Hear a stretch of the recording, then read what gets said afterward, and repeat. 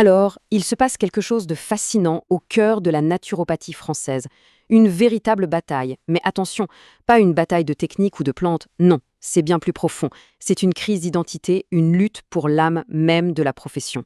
Et tout le conflit, toute la tension, elle est résumée dans cette seule phrase, lancée par un jeune praticien à une légende de la discipline.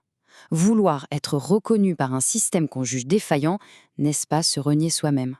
Voilà, la question est posée. Tout a commencé, ou plutôt, tout a été cristallisé par une rencontre, presque par hasard, dans une pharmacie parisienne en 2020. Un simple échange qui a mis le feu aux poudres d'un débat qui couvait depuis des décennies. Et là, on a une scène qui est presque digne d'un film. Le jeune idéaliste, fraîchement diplômé, qui ose interpeller le grand maître, Robert Masson. Et Masson, au lieu de l'ignorer, est tellement impressionné qu'il lui dit, en substance, « Toi, tu as tout compris ». C'est une validation incroyable. Cette rencontre très personnelle a immédiatement fait remonter à la surface un problème bien plus vaste, un vieux débat qui empoisonne la profession depuis des années.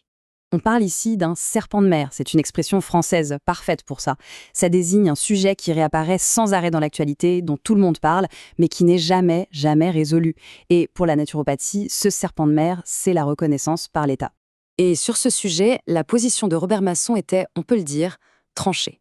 Pour lui, cette course à la reconnaissance n'avait rien de noble. Il y voyait surtout des arguments commerciaux, des histoires d'ego, d'orgueil, bien loin de la philosophie première de la discipline.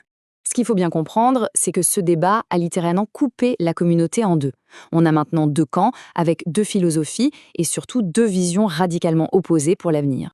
Alors, qui sont ces deux camps? D'un côté, on a les organisateurs. Eux, on les entend, ils sont très visibles, très structurés, et ils se battent pour la reconnaissance officielle. Et de l'autre, il y a les praticiens. Eux, c'est tout l'inverse. Ils sont discrets, ils travaillent sur le terrain, en réseau.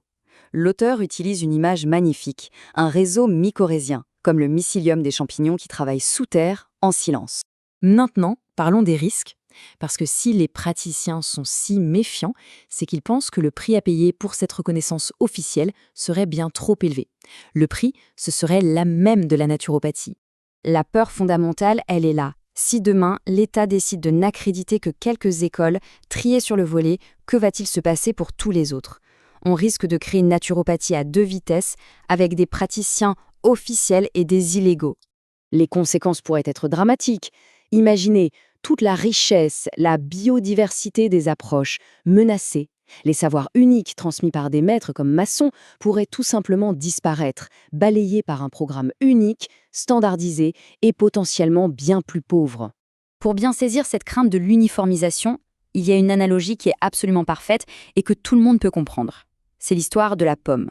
Il faut se représenter ce chiffre. Autrefois, il existait plus de 10 000 variétés de pommes. C'était une bibliothèque incroyable de goûts, de textures, de propriétés, une diversité folle. Et aujourd'hui, aujourd'hui, toute l'industrie agroalimentaire mondiale repose sur à peu près 10 variétés, une dizaine. C'est le résultat brutal de la standardisation et de la recherche de productivité. Le parallèle est saisissant, n'est-ce pas?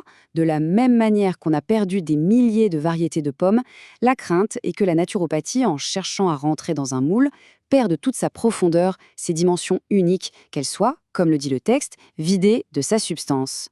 Mais attention, l'histoire ne s'arrête pas sur cette vision inquiétante. Au contraire, il y a aussi ce sentiment que la profession arrive à la fin d'un cycle et qu'elle est peut-être à l'aube d'un vrai renouveau. L'idée, ce serait de sortir de la pure théorie, de cette intellectualisation, pour revenir à quelque chose de plus concret, de plus pragmatique. L'enjeu, être capable d'apporter des solutions réelles face aux défis, qualifiés de colossaux qui nous attendent. Un retour aux sources en quelque sorte. Et au final, ce conflit interne à la naturopathie nous laisse avec une question bien plus large, une question qui nous concerne absolument tous. Dans ce monde qui pousse sans cesse à la standardisation, quel est le véritable prix de la diversité ?